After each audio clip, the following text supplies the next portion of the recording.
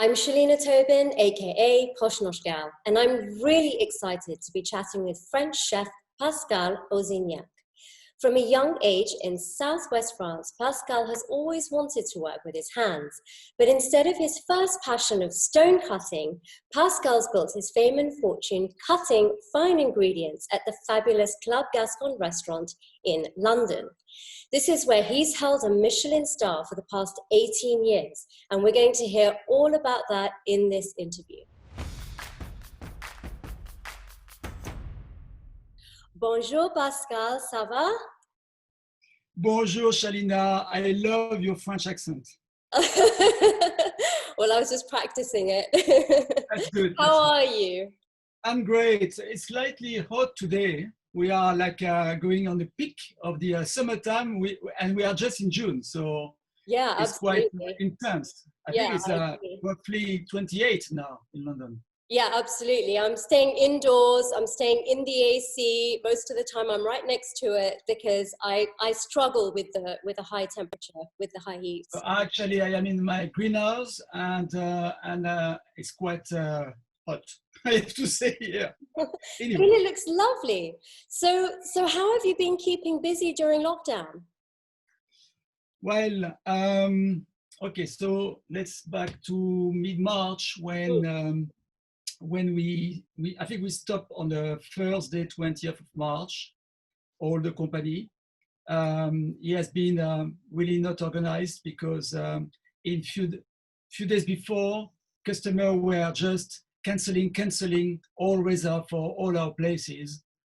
And we ended up with 2 covers at night, the last 2 or 3 nights beforehand. So it was not acceptable, to make it, even for customer point of view, it was not nice, obviously. So we said, okay, we can't go further. And it was kind of sad, to say, to close things, to put some food in a bin because we couldn't manage some food,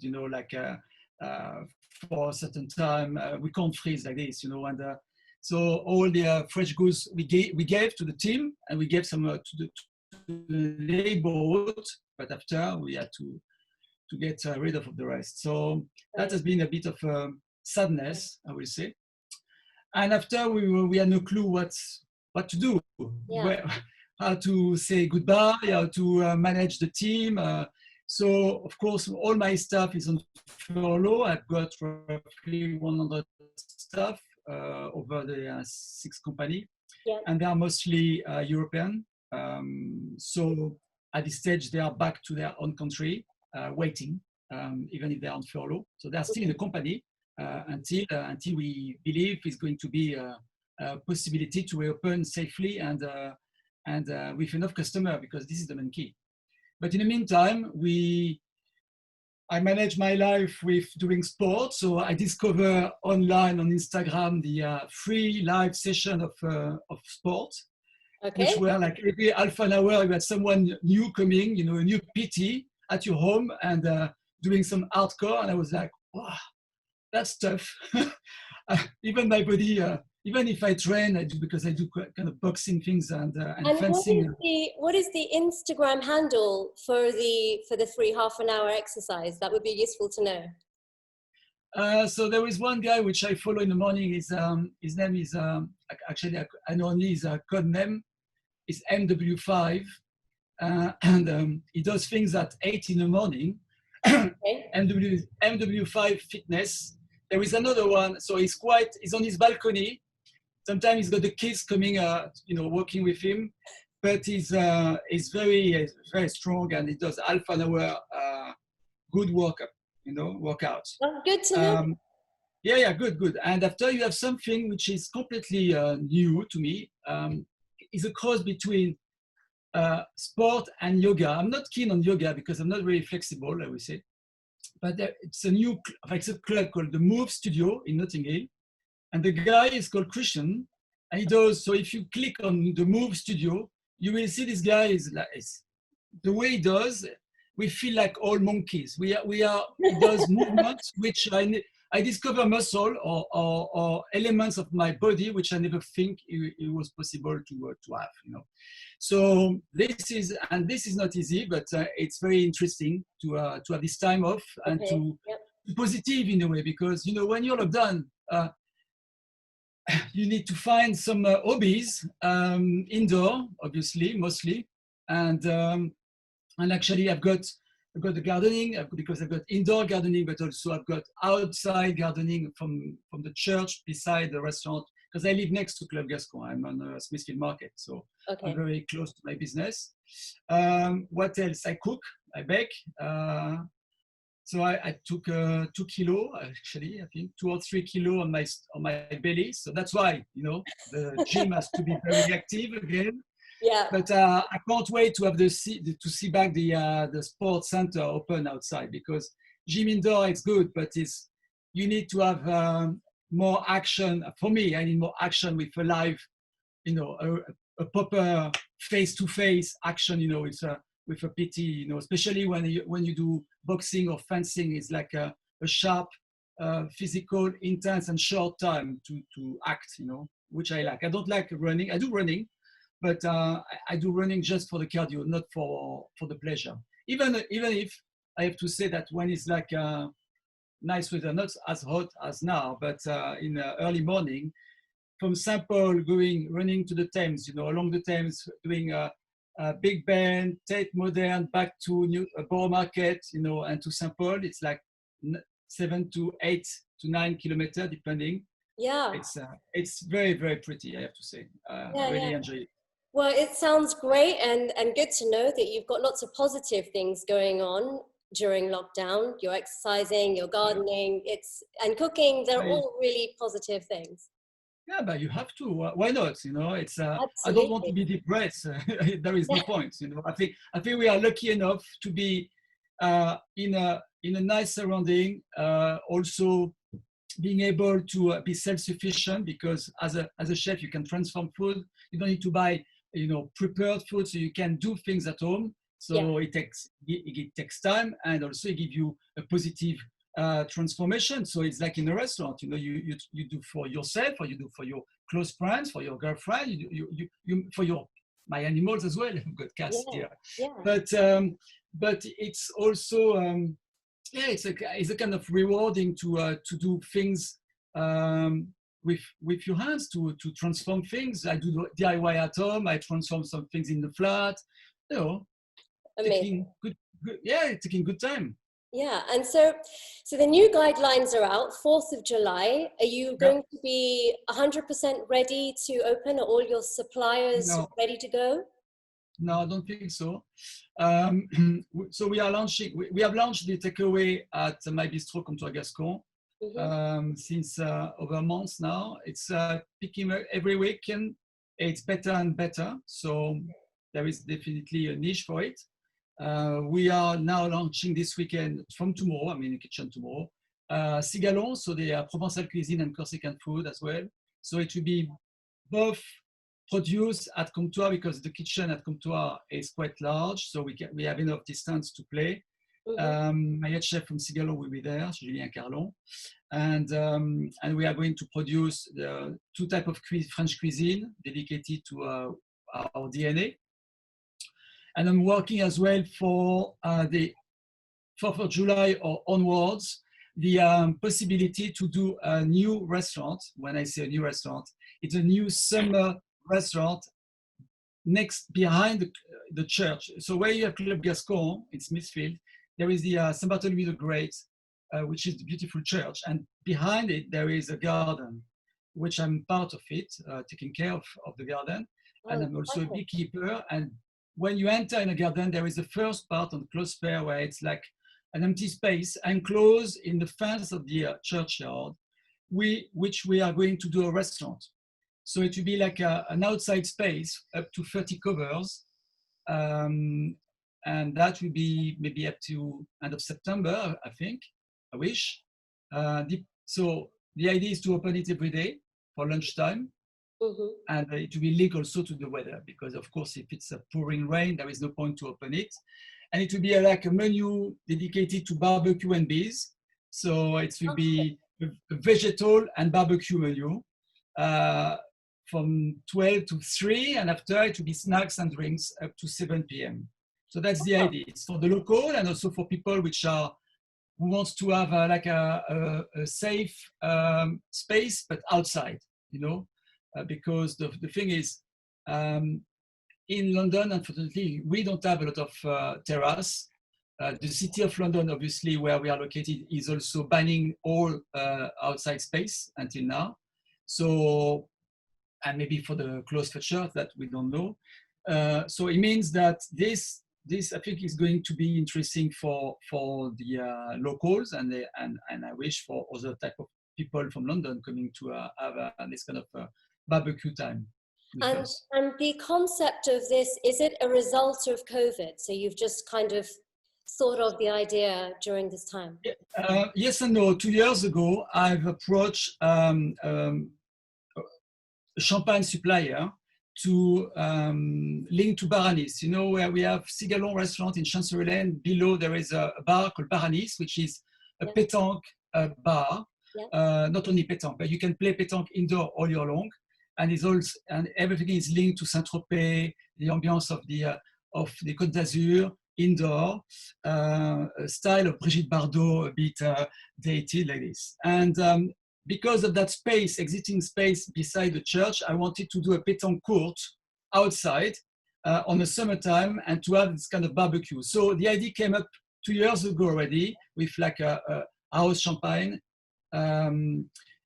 But the thing is, you know, when you ask for a sponsor and when the life is normal, the budget for sponsors are already taken all over.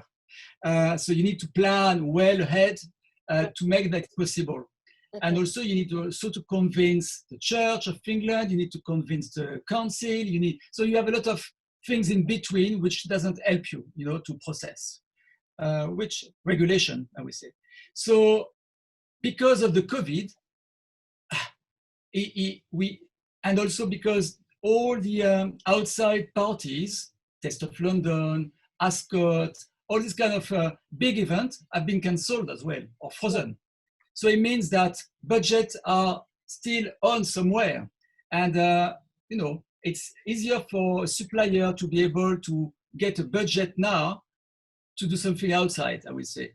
And so we are all working at the moment to make it possible as soon as the regulation will permit it. And so it's on the process. So I can't give you more details now. I think you are the first to know exactly what's going to happen. But yeah, I'm quite confident and excited with this different type of menu. Obviously, it's not Club Gascon menu. It will be like a garden menu. Okay.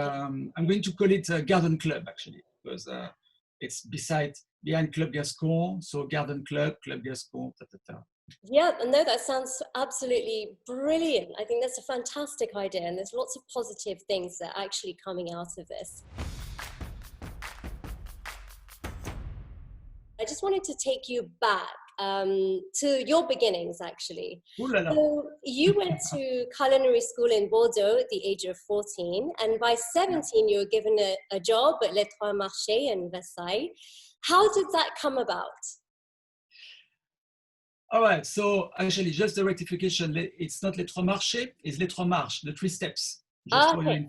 Because if you say Les Marchés, it's like a market. Okay.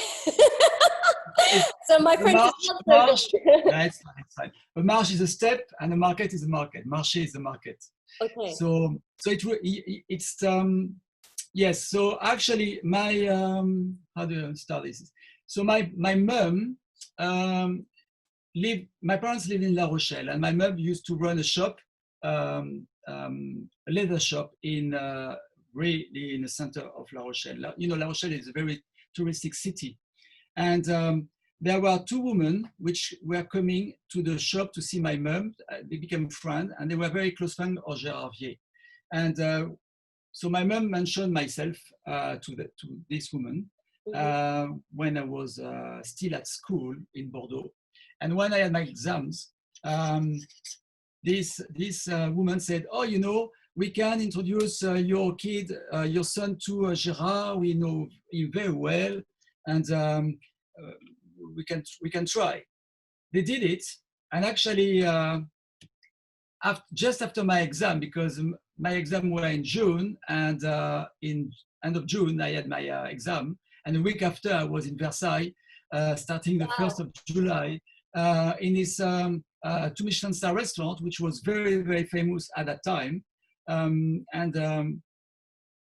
It was a new world for me because, you know, I was far away from all my friends, all from the school, 500 kilometer difference, you know, so no more family, alone in Versailles, working at 17 years old.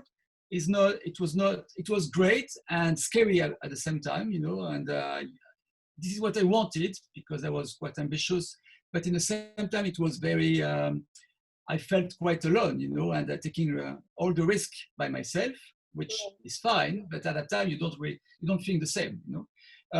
And also to work in a team with a team which they judge you, and when you're a kid, when you don't know things, because it's not because you got the exams that you know things, so you start by the beginning, you know, and you feel more like a kind of slave.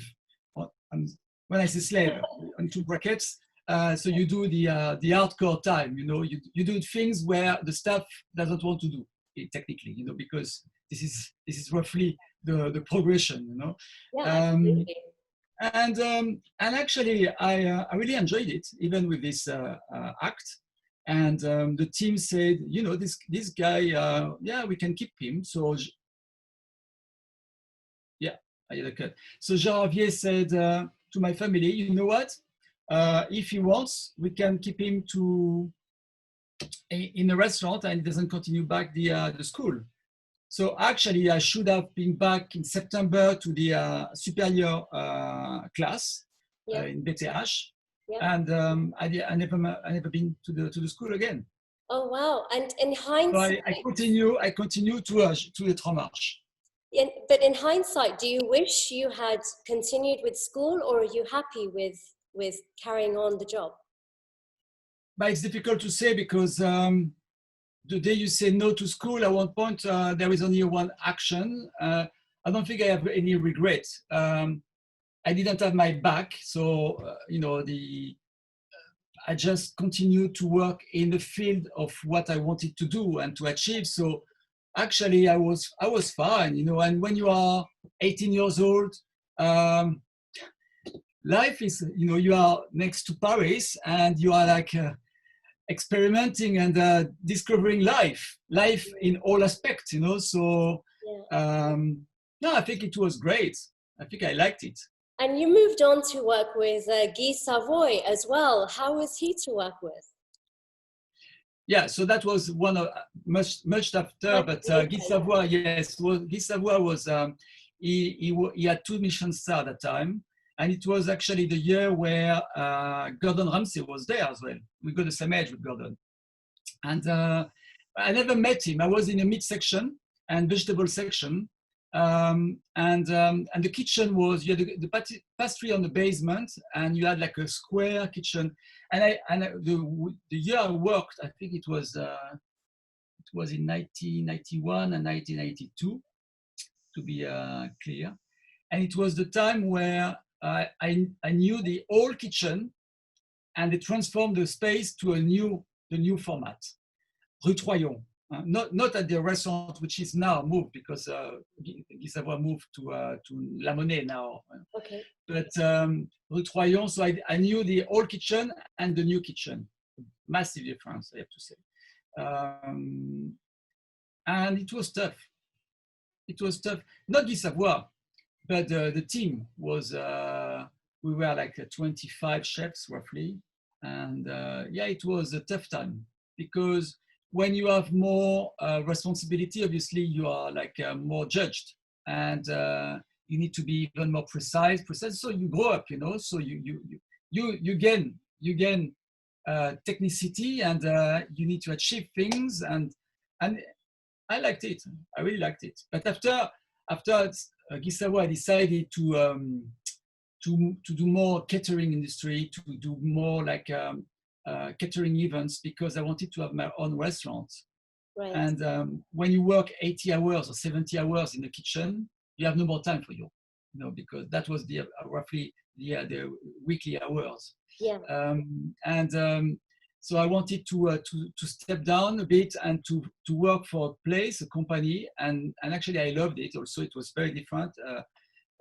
The woman in charge, she created a company called Yes Reception, and her name was Yafa Ederi, and she was a game changer on the cocktail party in Paris at that time. And all the big group like Fauchon, La Durée, Hotel et Chabot, they all copied her at one point. It was like she was crazy, a good crazy woman, but she managed to get a new way of delivering a new format, a new type of flavors to the Parisian scene. When I say the Parisian scene, it was like the fashion world, it was like the VIP people. So I was in charge of this, not only me, but I was doing the private dinner and all this kind of very specific parties, which I learned a lot as well, because when you do catering,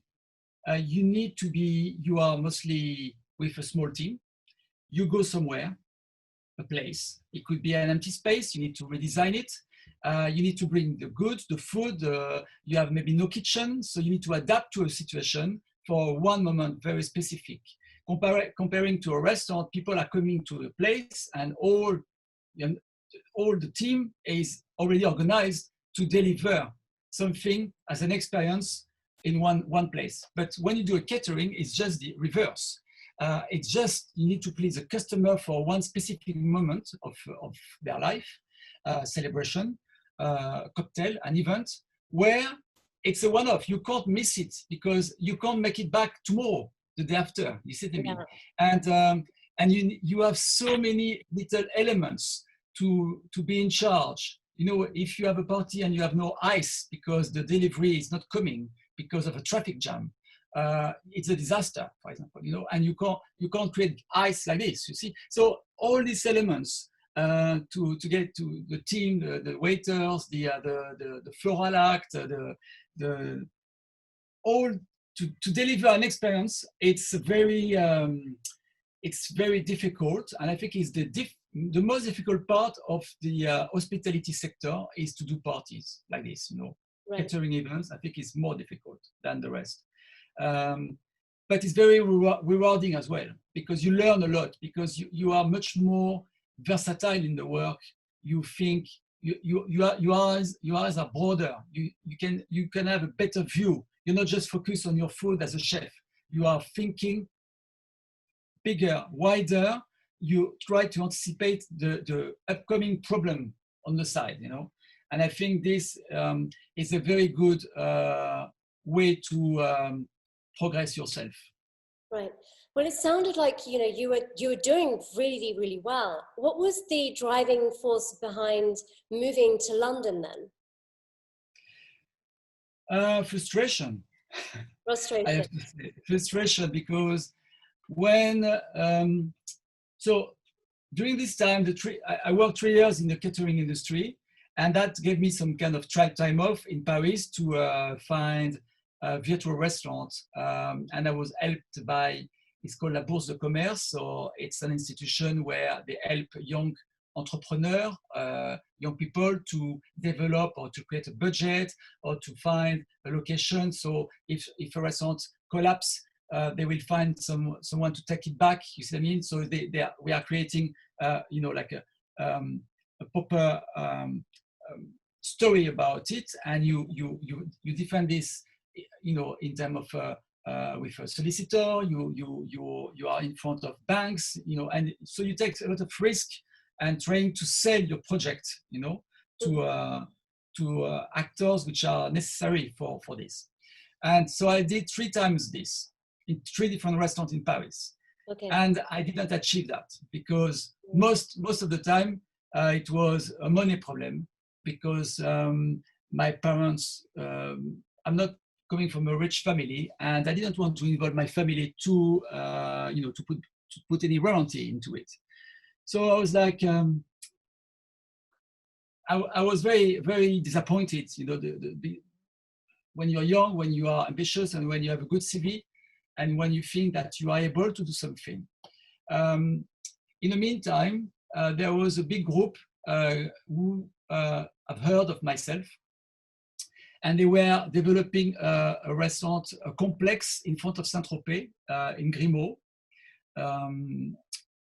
It was called Les Restaurants. It's still called Les Restaurants, actually.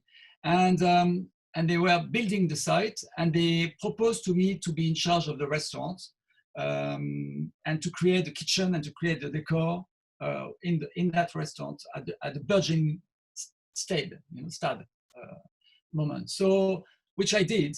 So it took 2 years. So I did 2 seasons there, creating the restaurant, creating a Provençal menu. So you see, that was Provençal cuisine. I was not on Gascon style at that time, Right. And actually, I really, it was very tough, I have to say. But I was employing staff which were very seasonal, like seasonal staff. It means that in winter they are in Courchevel or in the Alps, and in summertime they are near Saint-Tropez. And the staff there, which are doing just this type of job, they are funny, enthusiastic, sometimes very, I would say, good, but also very, they are not really passionate about what they do. It's more entertainment. I'm not saying everyone, but some of them, they are not in your field, in your mentality. And it was not very easy to manage that. So I've decided, I sold the company. And it was the time where a family friend of mine, Vincent Labéry. So Labéry in France, it's a very big name. It's a very famous name, the Labéry brand. It's a brand of salmon, foie gras. It's a very important family in Gascony, like Darros, like many others. But Labéry is very famous for French people. Okay. And actually, Vincent Labéry, the son, at that time was just divorced, and he was working in a property investment, and he wanted to have a restaurant. He wanted to create a restaurant, but he had no clue how to make it. And his sister, Fabienne, which was a very good friend of mine, did lunch with all together, and we became friends from that moment, and we decided to set up on a paper a virtual restaurant of 50 covers, but not in France anymore, in Europe. So Vincent family, and Vincent himself is from Dax, in Les Landes, so he's near, and I'm from Toulouse. So we are both talking about with the same type of DNA of cuisine. We like Gascony food. So we thought that being 2-person business partner, and to be able to do something which has a completion in terms of abilities outside France could be a good thing. So Vincent did some research while I was still in Saint-Tropez. Mm-hmm. And actually between the good and the bad of capitals of Europe, London won. Okay. So Vincent moved to London with the kids, and actually I was traveling once a month to London to see the result of his research, and it took roughly a year to find a place or a location, which is now Club Gascon, but at the time it was an empty space. And we signed, so we loved the area because it was the meat market. It was very, very British, very old-fashioned, very kind of the city limit of London, so more accessible in terms of rent. Yeah. So we signed the lease in 1997, on summer 97, and it took a year to transform the place to a restaurant. Wow. The place, in the 70s, the place used to be like an Italian pub, and a century ago, it was a Lion's Corner house. So that's a very British history. So the place has been accepting customer for long time, so it was not just a new restaurant there. It was new for us. We create a new type of restaurant, but the place itself has received a lot of customer over decades. over the This was century. in Smithfields, right? In Smithfield, yes. And it was actually it was a very quiet area at the time. So Oh, it was yeah. quite a big risk actually for you both, for you and for Vincent, to be Completely. going. It was the biggest gamble of our life, because first, to be a business partner, because we never worked together. Yeah. Secondly, to be French, to have never worked in UK for anyone. Third, to find the location in front of the meat market. At that time, it was the life of the mad cow. So the area was very unsafe in a way, because they transformed all of it afterward. But when we signed the lease, it was the mad cow. And also, in another way, it was also the end of the filming of 4 weddings and a funeral, because the 4th wedding in the movie was at St. Bartholomew the Great. And we saw, and when we signed the lease, it was like the camera crew was doing the thing, you know. So it was very, this kind of crossover things, you know, the city limit, no pavement, no light, the mad cow, our story. It was so extreme. We said this is where we should go, you know, and it was accessible. So we opened in 98, in October, the 13th October 98, and the 13 became our lucky number. But the bank, we opened on a Monday night, and the bank told us, don't open at night, you will have no one. The first night, we had 30 covers on a Monday brilliant. night. And 3 weeks later, we had like more than 600 calls a day. Wow. So you see, sometimes don't trust your bank. You got to take the risk and that was also something from France. Don't trust the bank, and and actually listen what you believe. You know, listen what you, as a message.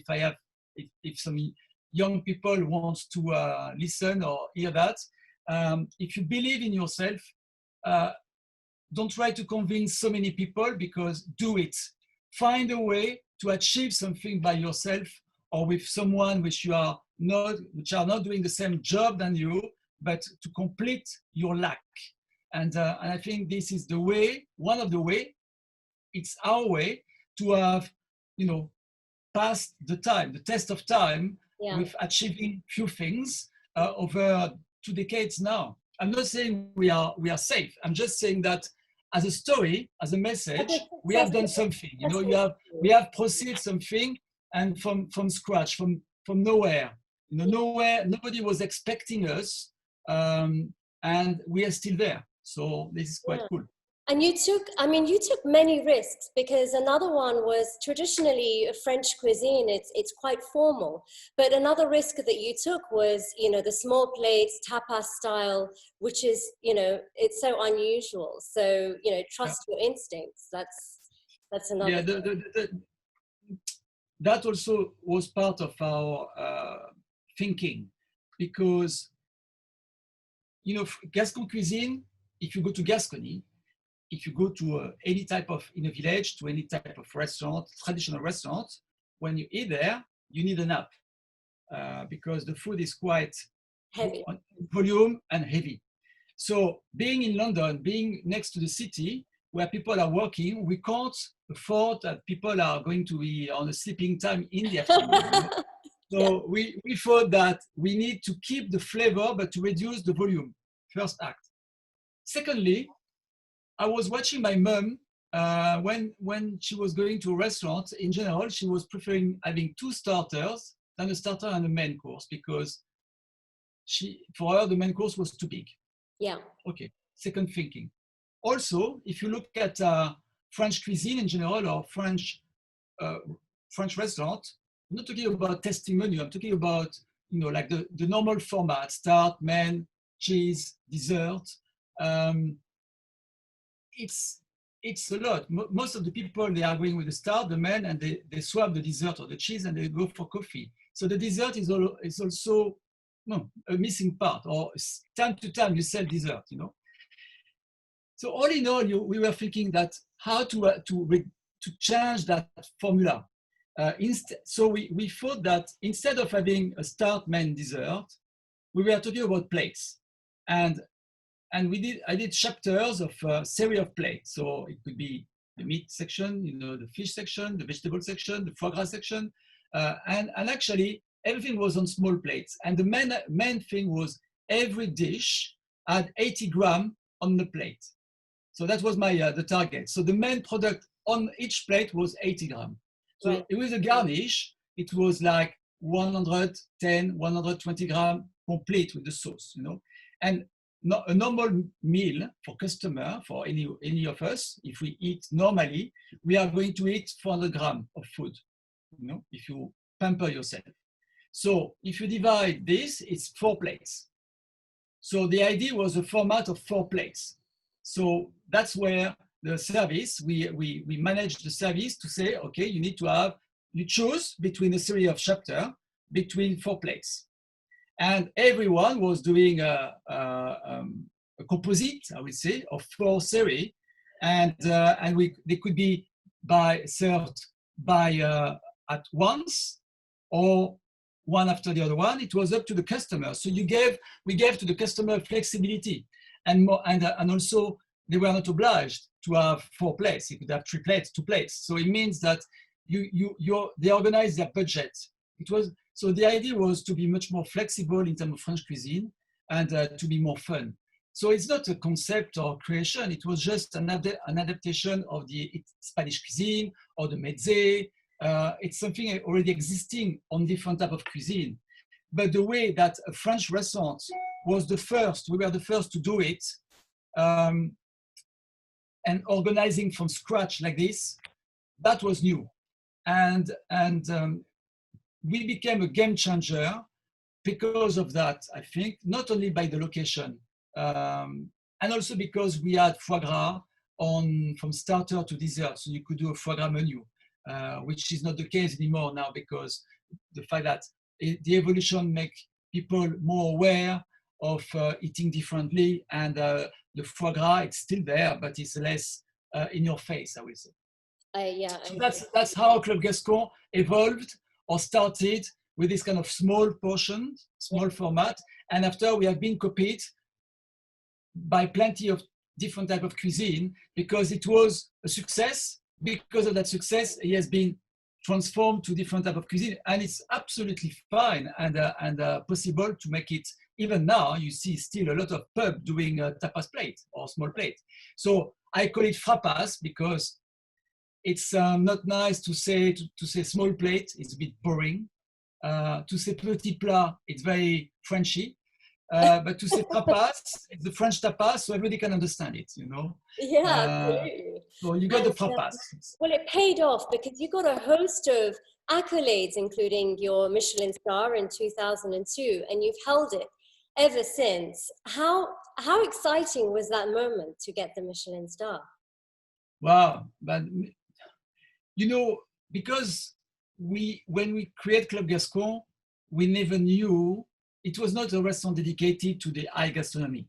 Right. It was, we discovered the success instantly via food critic, because at that time you had no smartphone, no Instagram, no, you know, we had to go about the last century. So people were able to smoke in the restaurant. That was that time, you know. People were drinking Armagnac at the end of their lunch. So that was the time, you know, we opened. And the food critic at that time, they had the power, but because we knew nobody. So when Femme came first to do a review in the standard of Club Gascon, she gave us a fantastic review, but she was the first. So just after, we had all of the reviews who came up. So Egil, Jonathan Meads, you know, and when you have a review in the Times and on the weekend, you have the Times and the Sunday Times in one weekend, I can tell you that the Monday morning, the phone, we had only one phone. We had no reception because we were a very small team. It was smoking because it was non-stop. So the power of a review was very interesting. Not anymore at the moment. You know, now it's linked. It's you, me, doing food critic in a way. You know, going to restaurant with this kind of new app.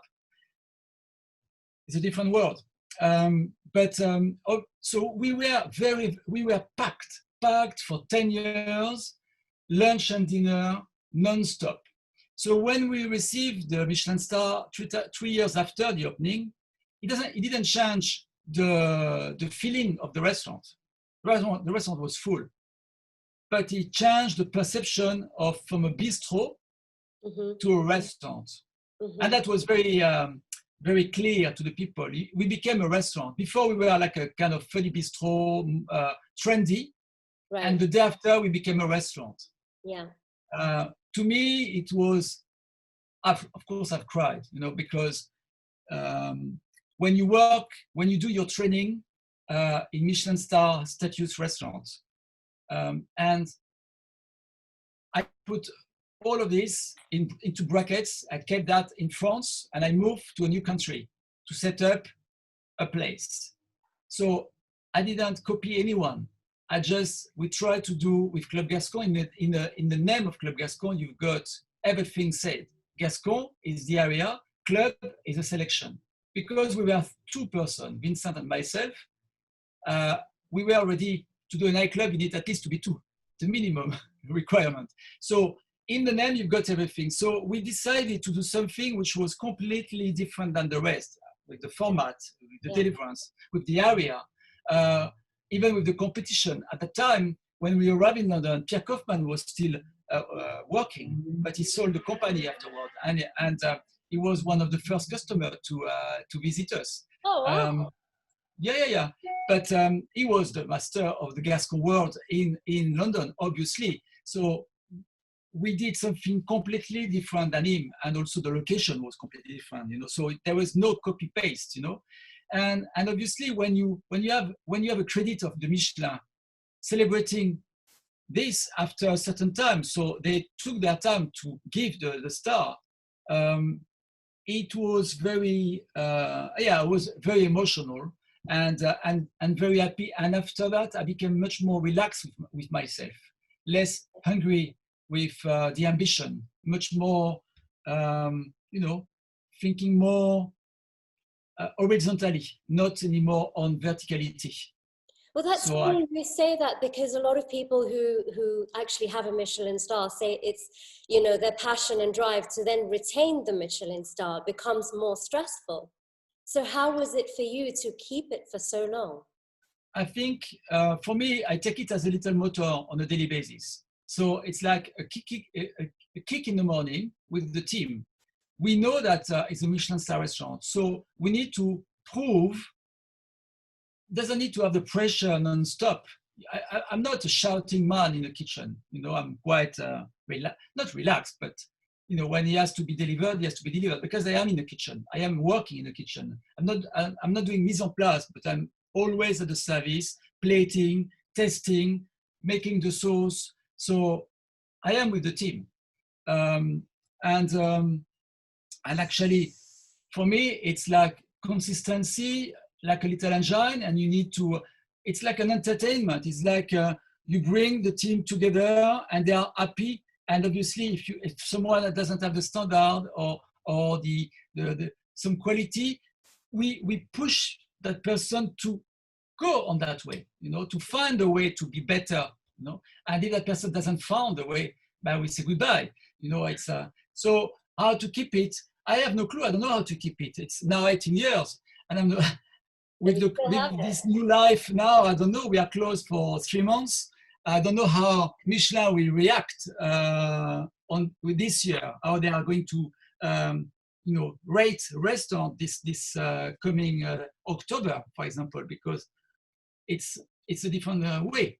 So I have no clue if that is going to continue the way, because some restaurants, they will have to readapt to the scene, to the situation. Maybe they are going to change the format.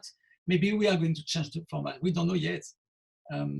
So yeah, I don't know more than what I just told you, how to maintain the Michelin star. Yeah, well, I think it comes to you quite naturally. You've had it for so long, so I am positive that you will still have it, and I don't think there's any issue there.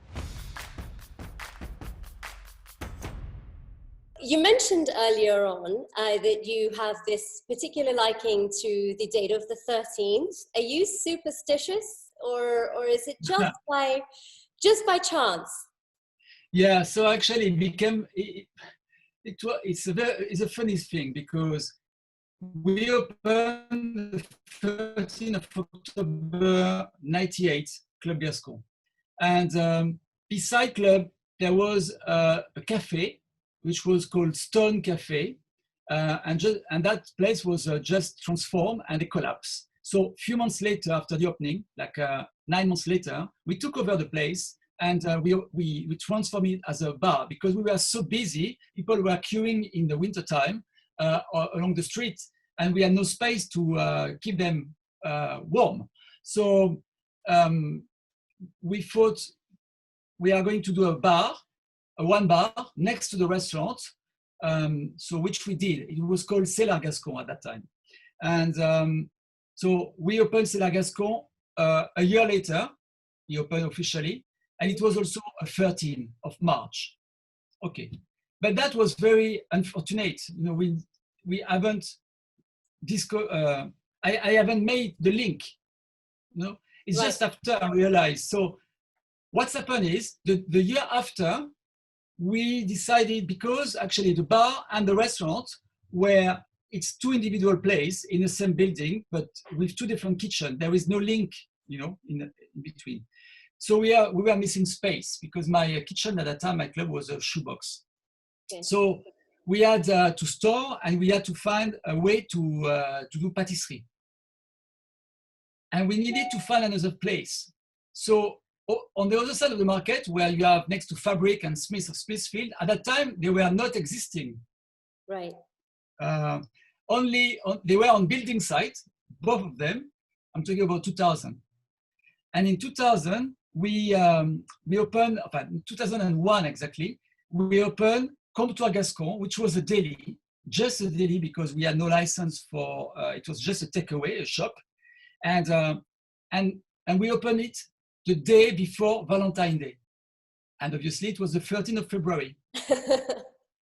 So actually we opened 3 places in less than 3 years on the 13th.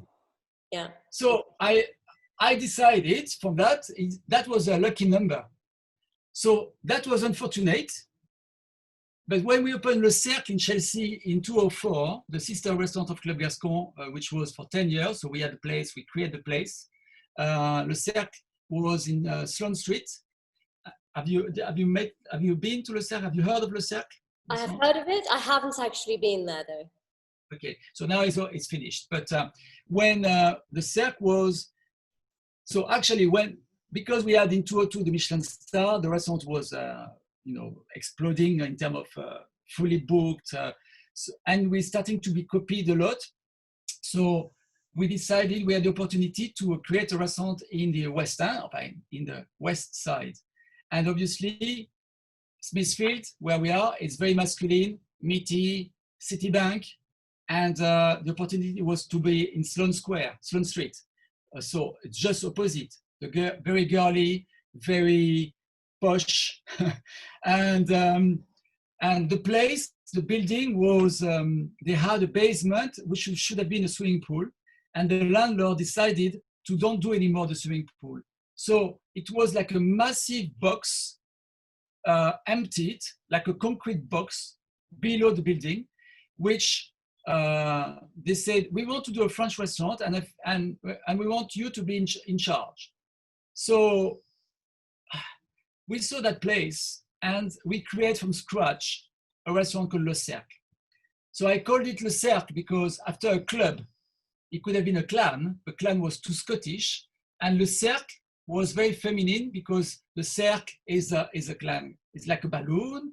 It's very feminine line, I would say, and also Le Cercle of Chelsea. Chelsea is around later, so that was for me like a community of people from Chelsea joining that restaurant. So we opened it the 13th of May 2004, but that was organized.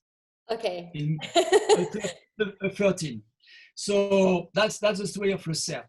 After, there was only one place which we haven't opened on the 13th because we couldn't, was in Westfield. We have a place in Westfield in Shepherd's Bush. Yes. And the year before Westfield opened the doors, we have been approached by the marketing to set up a concept in the food court.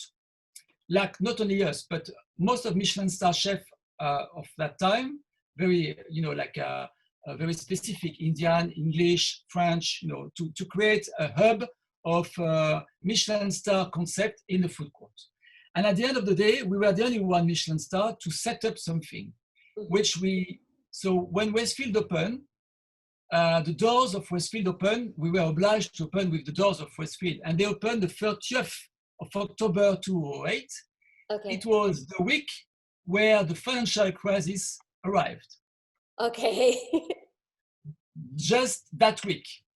And it was not obviously a 13. Right. And we opened, so the Westfield opened the doors, and we were in a food court, very well located, where we still are actually, in the middle of the food court inside. And we opened a place called Croque Gascon. So Croque Gascon was the idea of a croque monsieur, but on a Gascon flavor, with the first duck burger. So the place was delivering duck burgers. So we were the first one to do duck burgers in the world. For the masses, and also top up with foie gras or not, doing a lot of things, hot dog with the flavor of Gascony, with Toulouse sausage, with the mustard mixed with the pruneau d'Agen. So giving the flavors for a mass market. But it was very conceptual, very interesting, but we didn't find the right target for us. So after a few months, the place collapsed. Okay. We were losing money, quite a lot. And we were the only Michelin star restaurant in the whole food court and even on the whole Westfield operation. So we, as a French chauffeur, we were maybe too clever and not finding the right customer for us. So we decided to stop, to keep the place, but instead doing French. Over the 53 different offers in Westfield, there was no fish and chip. So we came up with to Westfield operators and say, okay, to survive, we need to change completely. From a French offer, we are going to be English. Another risk. And from a concept, we did a non-concept. And actually, we reopened the 13th of September 2009, a place which I called chip and fish, chip plus fish. So just reversing the word. Right. And is a no-name, is a non-concept. So from a concept point of view, as a failure, we changed the name from a French offer, we became English, and I was in the kitchen with the team. We changed the menu, we had the same equipment, and I had no clue how to do fish and chip because it was a survival guide. Yeah. And because a shopping mall is always open, so when you do decoration, makeup is at night. So early morning, at 7 in the morning, I was in the kitchen with the team, trying to find out doing things, and where we had the churros, because before in the menu we had churros, we call it the shishi, the churros. And you need to have an arm into the bath for frying. We took the arm out, and that was the bath where we cooked the fish and chip, the fish in the batter. Right. So it was not organized as a fish and chip operation, Oh my gosh. But the funny thing is, so we reopened the 13th, we changed, and the new name on the 13th of September 2009. At 11 in the morning, we had the queue starting. Fantastic. Like we were always there. And it became a success, a machine. And when we resigned the lease 5 years later, we made the whole proper kitchen to do fish and chip with like a ultimate up-to-date system of a fish and chip operation, which we kept until last year to 18 because it was to 8 to 18, 10 years lease. And last summer, so we had to renew if you wanted to keep back as an operator inside the food court. So we had all the food court that had been stopped, redesigned. And to get back the site, we needed to change or to update or to do a new format. So we came up with a new offer, a lift on the fish and chip, which was called, as I said, Chip and Fish. And the new name is called Catch Me. Yes. So since last summer, we have a place called Catch Me in the food court. But you see the story from the beginning was Croque Gascon, financial crisis, collapsing, surviving, success, voilà, on one side. That's a funny story. Brilliant story of how you've taken something and you've kept going. Your resilience has just paid off in the end because you just keep trying new things. Yeah, you need to change, you need to evolve, you know. Yeah. So it's not easy because obviously, you know, to be a French Michelin star chef doing fish and chip, I've been attacked time to time with some, you know, some people because we don't use the right ketchup or, you know, so now we know more. But at the beginning, it was a bit of erratic time, yeah. Yeah, well, like I said, you've done so well. And so did you open Cigalon and Bar Anis? Were they open on the 13th as well? Yes, so we opened in 2010, yeah. It was in November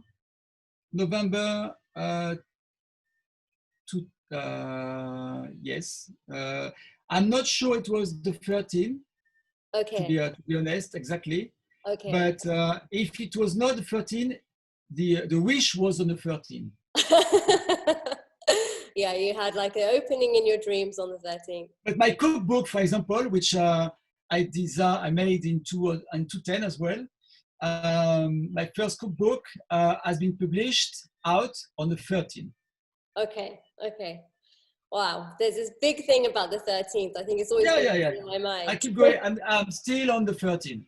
I tried, if we do things, so for the garden club, I don't know at this stage the timing, but if it's the 4th, it's the 4th.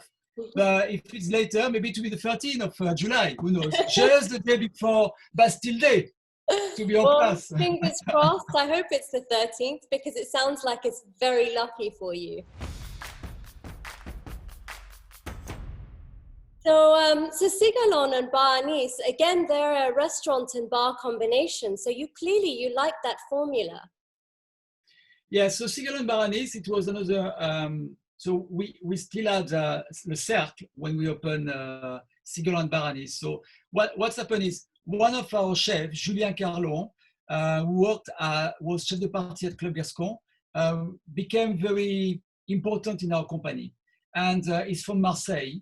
And we trust him very much so. So we decided, we had the opportunity to create a new place.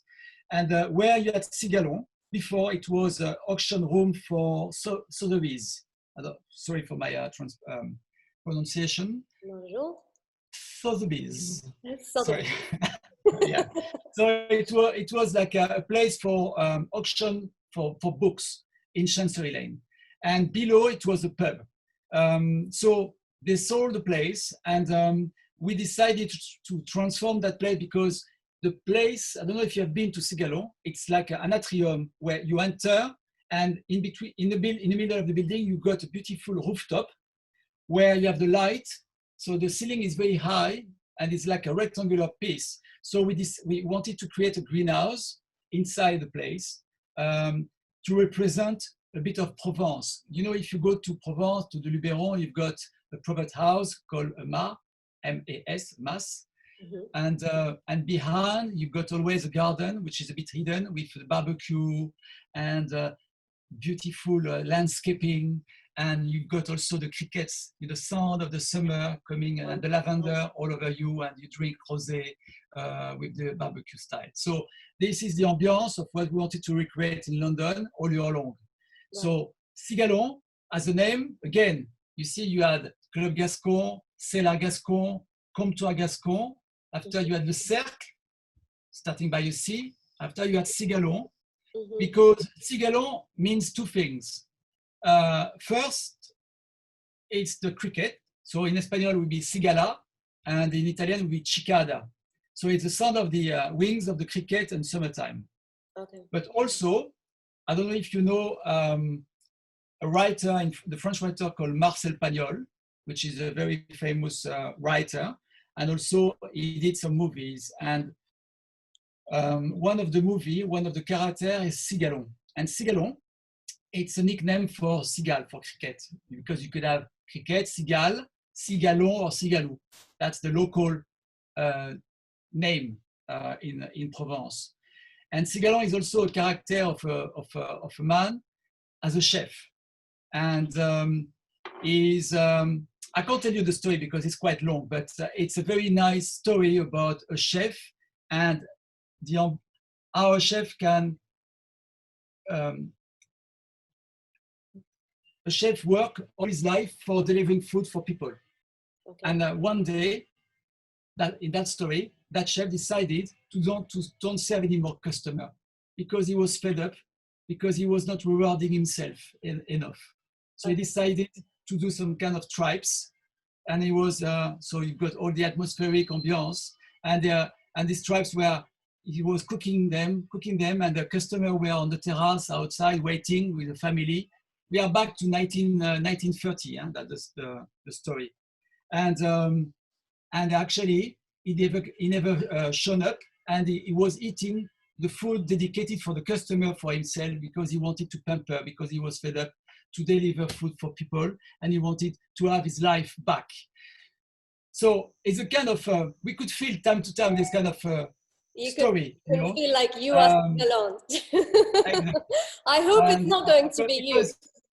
No, but because in the kitchen, you know, we eat most of the time. We eat fast because the service, we have pressure in the kitchen, and with our chefs, we are like always in a hurry, and we need to eat because we need to eat. And before service, so it's like 10 minutes, stand up on the side.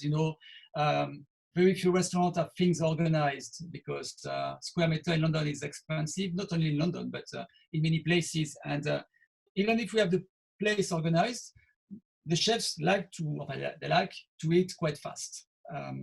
Anyway, so that was interesting story, and we wanted to bring this kind of two stories by the name in the restaurant. So Cigalon is also linked to Club Gascon by fact of message. It has intensity message, and Julien from Marseille embrace the story and is in charge of the restaurant since 10 years now. We are celebrating 10 years this year.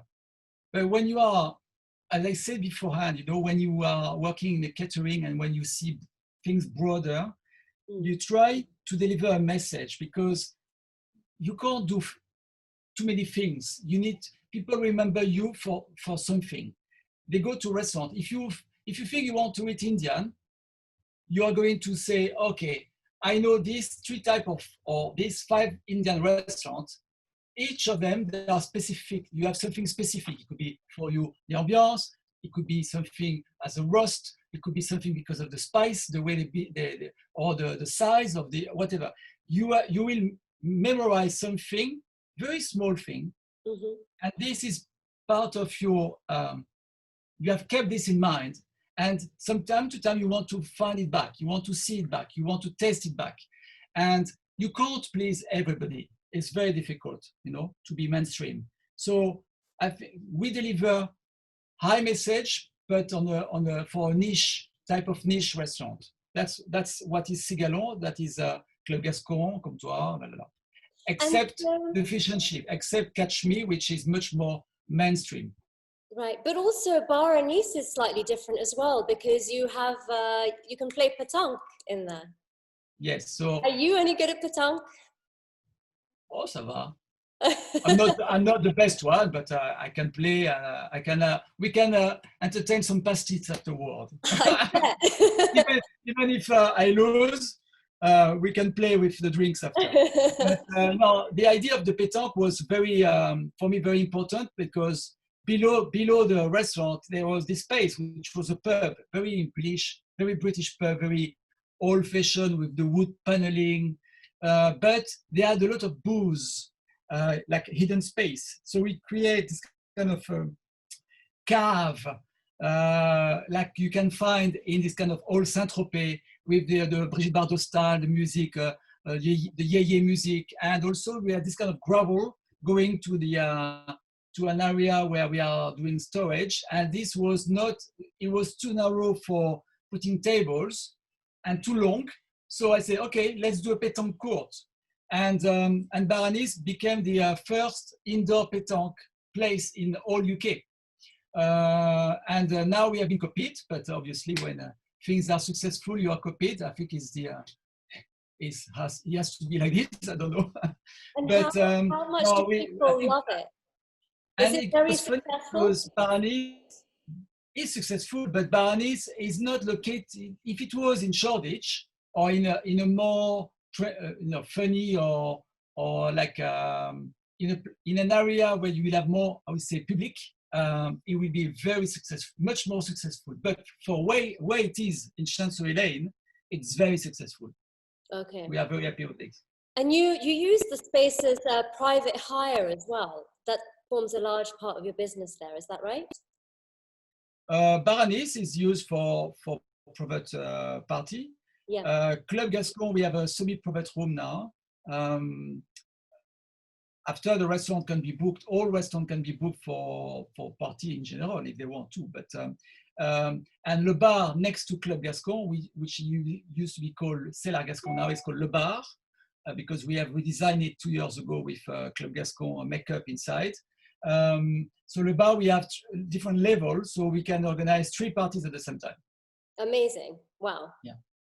So, so you mentioned earlier on about your deliveries, and we placed an order for home delivery from Comptoir Gascon, and we ordered the Marmite Royale and the Magret de Canal. Am I saying that properly?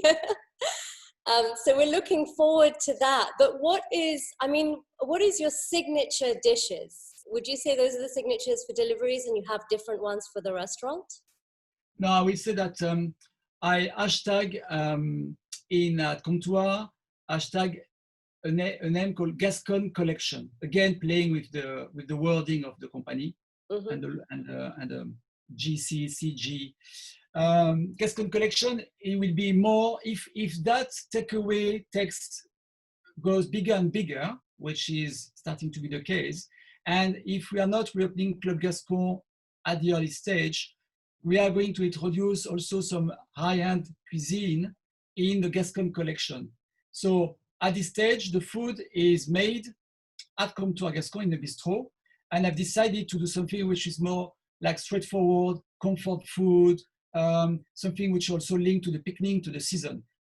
Okay, so if you say to me, you have cassoulet. Yeah, cassoulet is not really seasonal, it's a statement. And funnily enough, it's not because we are living at this time of the year. We sell more cassoulet during summertime than wintertime in general. I have no clue why. I can't explain because it's quite earthy and wintry dish, but we sell cassoulet a lot on summer.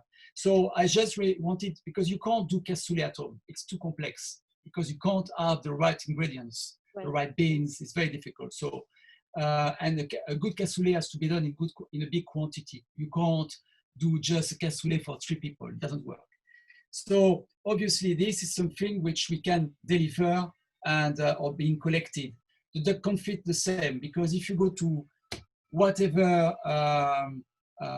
supermarket, high-end, or even butcher, they will not find the fatty duck magret or the duck, the leg, the fatty leg, because for having a duck confit or duck magret, you need to have a duck which has been force-fed, a fat duck. Yeah. Okay, you can have some which are very lean. You have in Great Britain, you got some brand doing deliveries, but it's outside, so you don't have the same skin, you don't have the same flavor into it.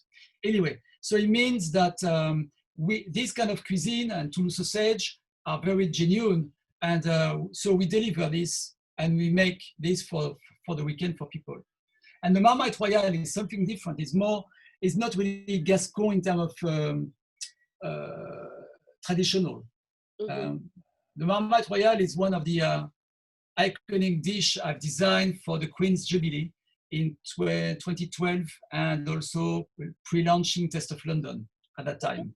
You know, I'm doing Taste of London, the food festival, since roughly the beginning. It's 14 years now. Right. I think I am the vintage person at Taste. Obviously, this year we are not part of it. No one is part of Taste this year, but is going back next year. Or no, they are doing winter time actually. So the Marmite Royale, I really like the message because Marmite, it's something which is un-French completely. It's made in Britain, and it's, you know, the little underline is love and hate. You love it or you hate it. Right. And in France, we got an iconic product, the foie gras, which you love or hate for different reasons. So you've got the lovers and the haters. And I've decided to combine the two in the pot of a Marmite. So I emptied the pot. I did a mix of a foie gras, like a foie gras flan, and I cooked the foie gras flan in the pot. And after that, the Marmite base, I just transform it to mellow it, to make it more accessible for the French palate, I will say. And I cover the sauce, the flan with the sauce, and put the lid on. So when you look at it, you don't believe, or you don't see, because the pot is quite dark, so you don't see that it's something different than the Marmite sauce. So when you open the lid with a spoon, you go inside and you've got this kind of a recipe which define two countries. And you know that France and England are in battle. C'est la bataille. The crunch for the rugby, the love and hate, both since centuries. So as a Londoner, as a French Londoner, I will say that for me, that dish represents exactly who I am in UK, what I represent in this country. So there is a high content message in this recipe. And this is why I like this product, this recipe, which has been a creation. No one has done it before, this combination. Well, I'm very excited to try it because I love foie gras, but I don't really like Marmite. So I'm sure you will be convinced. Well, I'll let you know how it goes. Okay. Good. And so we actually live near Hawker House, and you did a pop-up in Hawker House not long ago. Yeah. We went to Duck and Roll a while back, and it's quite unusual for a Michelin star chef to do pop-ups.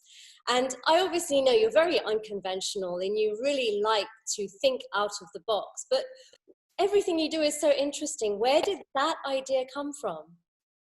So actually, coming back to the failure of Croque Gascon 10 years before, when we had this kind of fish and chip operation, which became a success, we lost the Croque Gascon style, and the duck burger disappeared.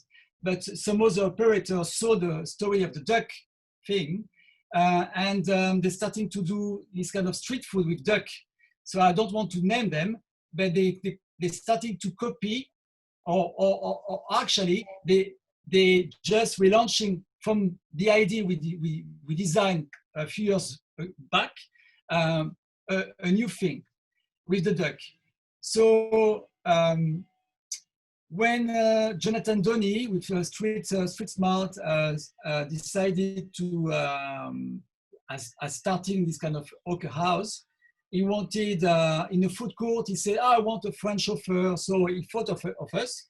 He came to see me, and I said, "Okay, why not? Yeah. So let's start to do something a bit crazy."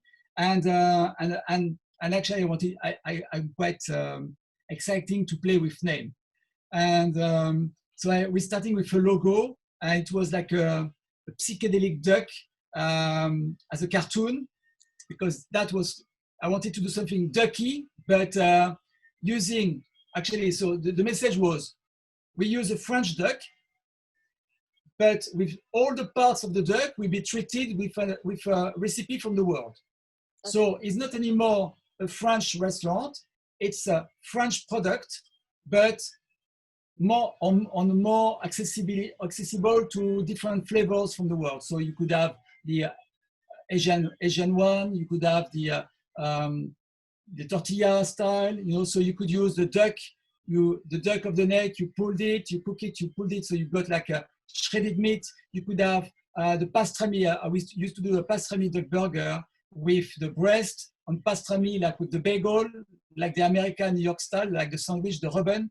We have done recipes like this, you know, which I really enjoyed to do. And that was the setup in the Ocker House.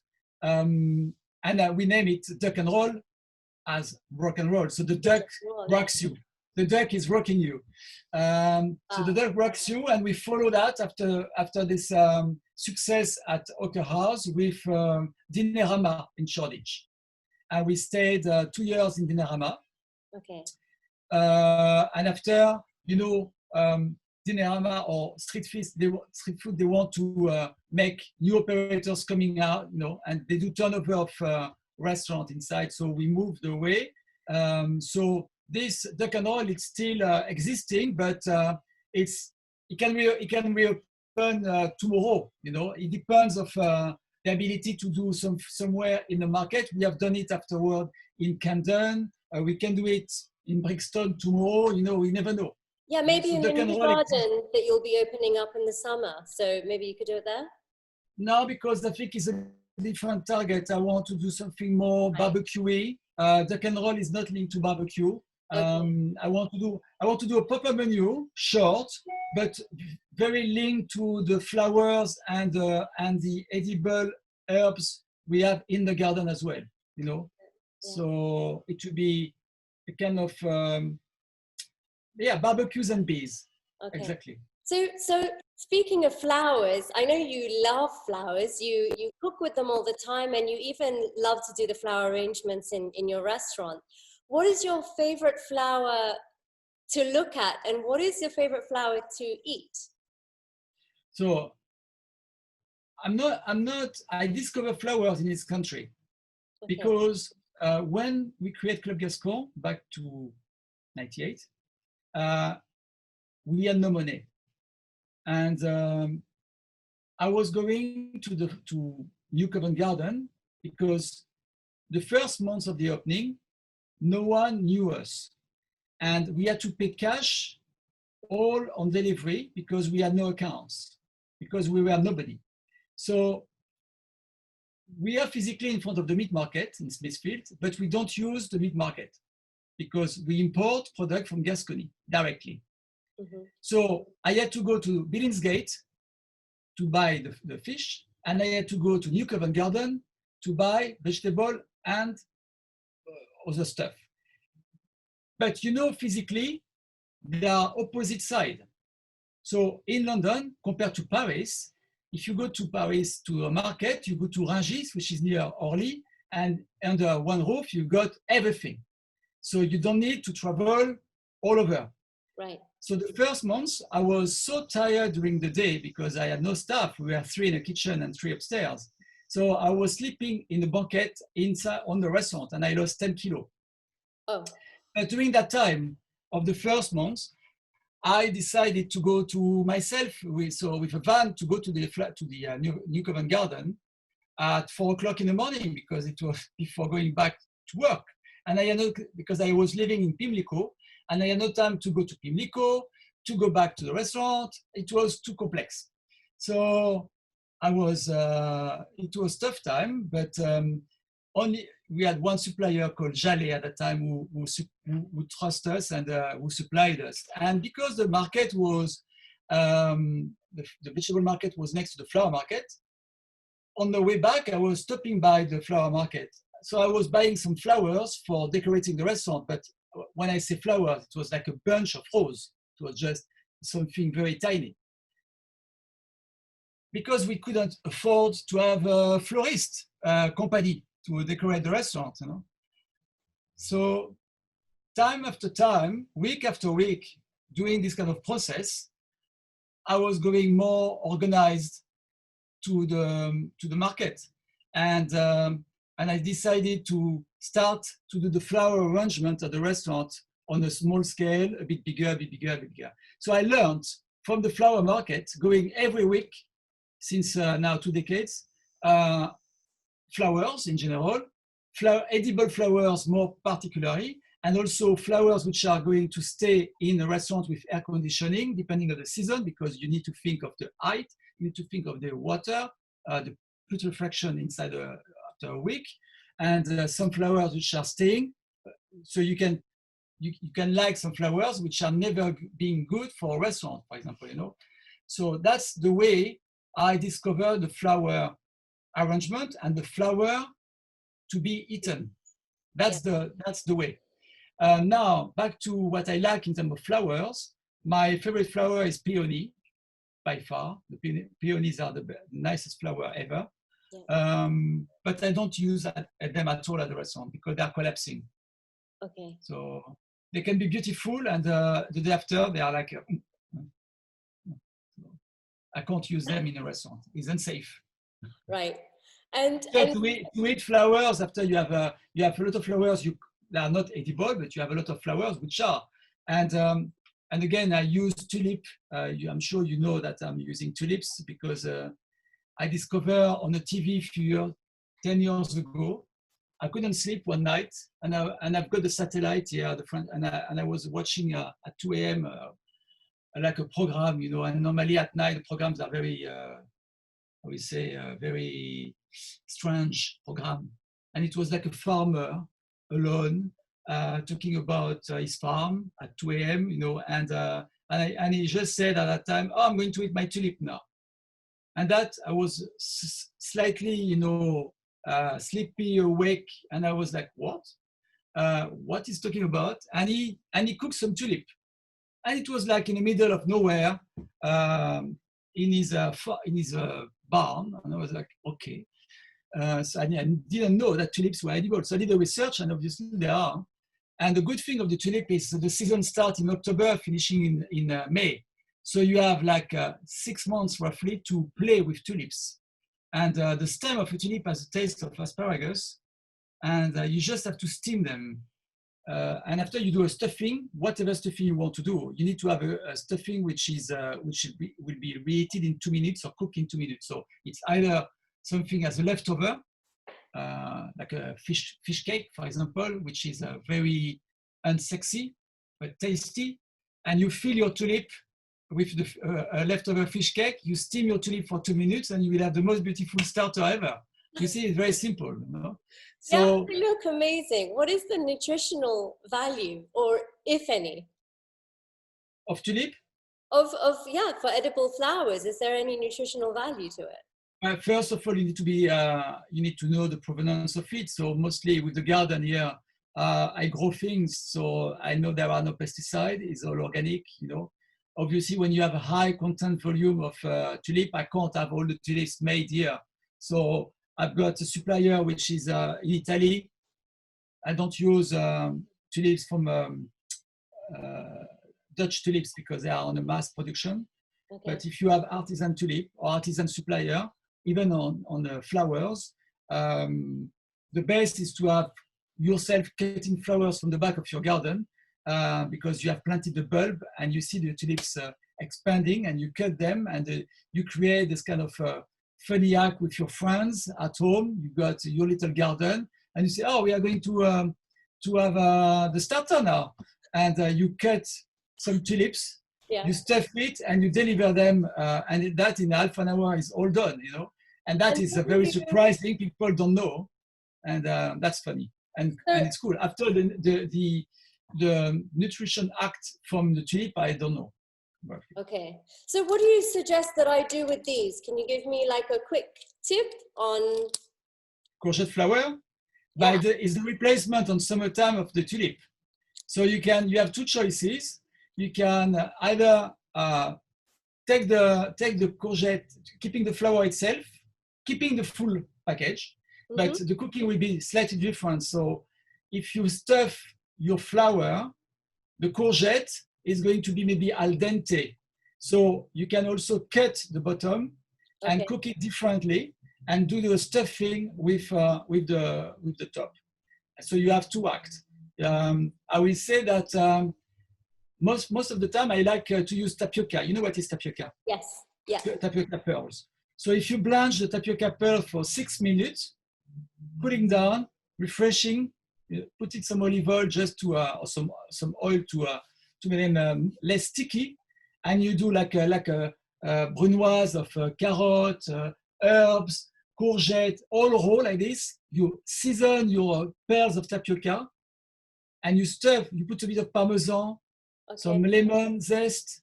You stuff your flour into it. You steam them for 2 minutes, and you will have the most wonderful courgette flour stuffed. Very easy. I can't wait. I will definitely. I think I'll probably try that tonight. Actually, while it's still fresh in my mind. You need to have the tapioca pearl. Okay, all right. I will definitely do that. But if you don't have it, doesn't matter. You do vegetable diced. You need to have an equal texture of product inside. Not too big, not too, because it needs to cook at the same time. Who are your industry inspirations? Well, you have plenty of, I will say that overall, Alain Ducasse is the master for me. I never worked for him. I met him a few times. I think he has developed globally the French cuisine on a different format, on a very high level each time. You know, I like to do different things. I don't have his talent, but I admire him because he's able to have enough staff worldwide to, just by his name, to be joined and to deliver the best, because it's Alain Ducasse. Because when you name Ducasse, of every single, on chocolate, on bread, on patisserie, on whatever, is always at the top level. And no matter you are in the planet, the deliverance will be on a high level. So for me, achieving this globally, it's incredible. And when we open up again, which is like a favorite restaurant that you would love to visit? Or do you have a favorite restaurant in London other than your own? I don't say my restaurants are my favorite. I'm just saying I deliver things. I can't be pleased of what I do. So, you know, I'm not satisfying myself enough to be, pleased of what I deliver. You know, I just need to be always unhappy to progress in a way. Understood. But I love to go to the Wolseley, to the Delaunay. I love this kind of big room where you have a great service. Of course, when you have this kind of population, you know, like ambiance. After I like, there are so many restaurants which I haven't been to, and I'm very sad for those which are not going to reopen, like Ledbury, like the name we know, which is very sad because we are maybe on the list, we still don't know, but obviously these places which are closed, I just want to go. You know, it's because it's a missing point. They need to be part of the London scene as they used to be, and it's a shame that what's happened nowadays put us in such a massive trouble.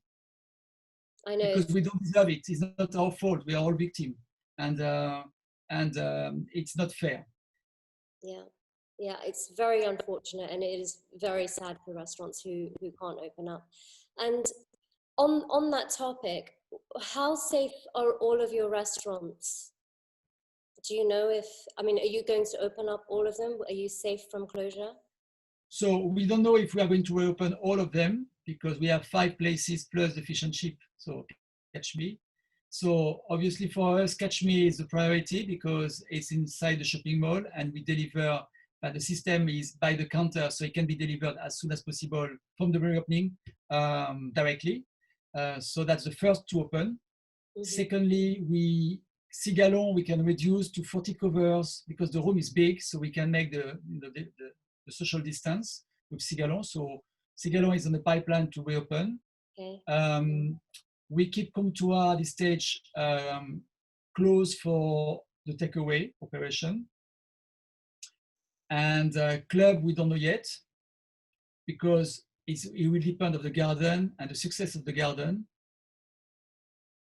And maybe we are going to reopen the bar next to club, because it's also, as a bar point of view, which is a lounge bar, we can organize properly a setting on booking, and people will be much more into having a kind of a loungy drinking time, and less maybe foodie act.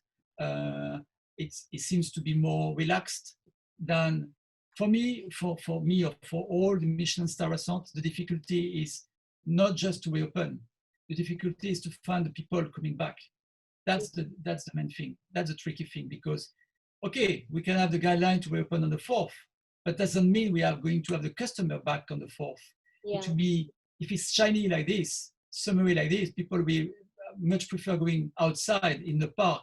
So I think the takeaway, the picnic operation is going to increase, and they are going to spend on their budget more in terms of picnic, in terms of what normally they should do in restaurant. They are going to do it more in outside with their friends, because they will have less restrictive moments of behaving.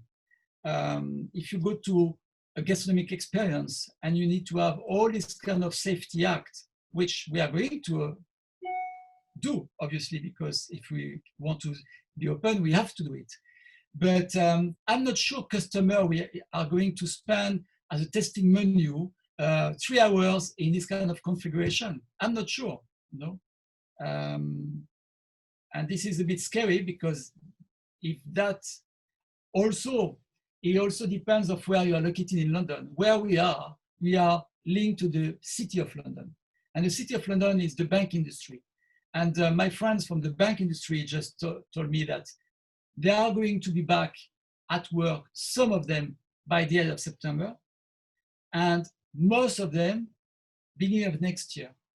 So when you do business lunches, or when you have like your clientele is linked to business in general, linked to the bank, to the city, if they are not physically in the area until Christmas, I'm not sure it's a good idea to reopen for just the sake of being reopened. You see what I mean? Because we have the tourism will be on the lack, because of the fact that people have already booked things for the summer in part of Europe, which are more south and more open frontiers than us at the moment. So in terms of locals, they are kind of in between. They don't know what to do. I'm sure people want to go outside. For sure, I want to go outside. But if I have to choose between a Michelin star restaurant and a bistro, I will go more to a bistro side, to be more relaxed, to have less complexity. Yeah. Safety act, but more relaxed, because we were, in quarantine, blocked, and we want freedom. And I think the freedom will be acted by being in a park, in a square, or in a bistro with a terrace or terrace. So, as I say, the terrace we are trying to create with the garden club, 30 seats outside safely. I think this is something which I will be going if I was a customer. Yeah. So well, I believe more on this act than being indoor in a Michelin star restaurant with the service which is well organized. I don't know yet. I think I'm still thinking. I'm not saying. Parts. Sorry. There's lots of different moving parts to it, because there are people who have cancelled, like for us, we've cancelled our summer holidays. So I know for a fact that I will be dining in restaurants more. I love my food experiences, my Michelin stars, my gastronomic experiences. So for sure I will be. I'm happy to go indoors, and I'm with the limitations now that are in place. I think that I think there is some safety, and there's only so long that you can just stop doing. We've got to get the economy back going as well, and we're all very aware of that. So I think lots of, you know, of course the weather is beautiful and people want to be outside. I think there's so many different ways to think about it. So sending you lots of positivity and light and, you know, good wishes for your openings. But Pascal, I have one more question for you. I don't, Wow. I've kept you on for well over an hour now.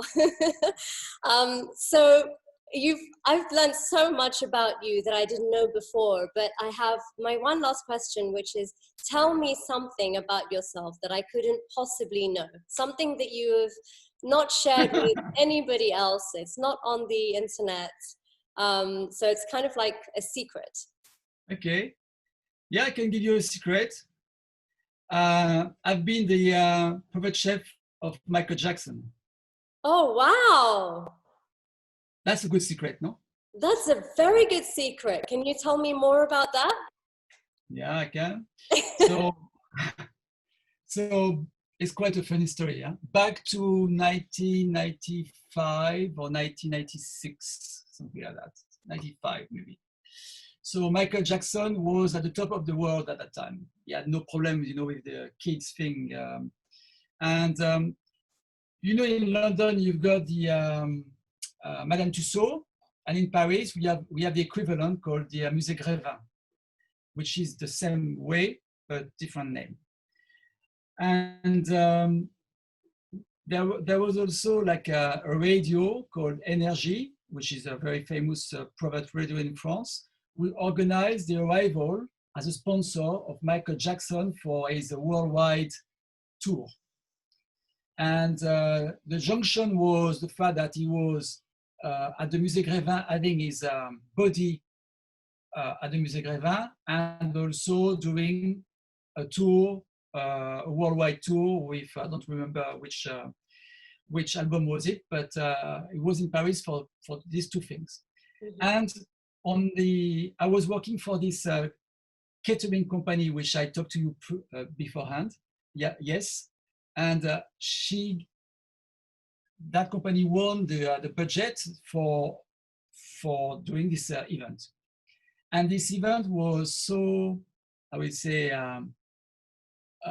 crazy, and people were mad because the radio was announcing the arrival of Michael Jackson, and it was on a Sunday morning in Paris near the Opera, where you had the avenue all blocked, and you had thousands of people in front of the Museum of Grévin. Roads were blocked, and inside the Museum of Grévin, you got the theater and you've got the gallery where you have all the bodies of famous people. In the theater, you had all the stars, but live. So you had Catherine Deneuve, you had the famous stars in France were invited for a party for lunchtime. So Michael Jackson arrived, and in a limousine, so people were, you know, shouting all over. It was like insane in the street. He arrived in the museum. He arrived on the theater, and he was doing a kind of showcasing with his twin on stage. Of course, applauded by all the celebrity people at that time. And after, he disappeared.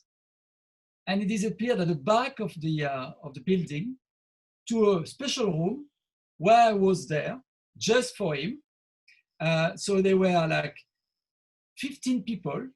So you have the Mine Marceau and some other VIP, but not VIP like famous people, VIP for his security for himself. And his assistant has asked us to create a fountain of Smarties in the middle of the room. So we create this kind of mechanic fountain of Smarties like this, you know, which was strange. And on the side, I had like a table where like a kitchen table, just myself, and feeding the 15 people which were located in his room. And Michael was just having his hand on the table next to me. and I was like kind of shaking because you imagine that you have the people shouting in the street, you have all the celebrities on the side, and you are just for 1 hour or more with the man himself and his best friend, and you need to cook and to don't miss it, you know. And actually, you can't miss it because you're out otherwise. You know? And actually, I was doing this kind of again some duck. You see, duck is following me all the time. Duck with the hoisin sauce wrapping, so a bit of the Chinese act. And at one point, Michael Jackson turned, looked at me, looked at what I was doing. So I was starting to, not shaking, but I was stressed. And he looked at me and he said, "Is this a real duck?" And I said, "Yes, Michael, it's a real duck." And he looked at me and he said, "Oh no, I can't eat duck." Oh my God. And voilà. Oh no. So I've been the private chef of Michael Jackson who never ate my food on the most VIP moment in Paris, where everybody, all the scene was there. So that was the secret part. That is a brilliant story. I can't believe it. Yeah. Oh, Voilà. no. But the rest of the people, the other 15, they ate the meat. They ate the duck, except Michael. And was he happy at least with the fountain, with the chocolate fountain that he you didn't touch the fountain. He didn't touch the fountain. He didn't eat at all, but it was so. But he was happy at the end. But I think it's Michael was Michael. You know, I don't think he eats. He's not. He doesn't eat. Maybe that's something else. Anyway, that was the story. Okay, well, thank you so much for sharing with us. And my gosh, almost 2 hours we've been together, and it's been a joy. Absolutely, such a pleasure chatting with you and hearing your stories. Thank you so much for your time. And guys, if you want to follow Pascal on Instagram, he is. Oh, just remind me of your Instagram handle, Pascal. Yeah, so all my social media are at Le Chef Pasqui, because Pasqui is my nickname for Pascal. P-A-S-K-I. Perfect. And I'm at Pascal. Thank you so much. Thank you. Merci beaucoup. À bientôt.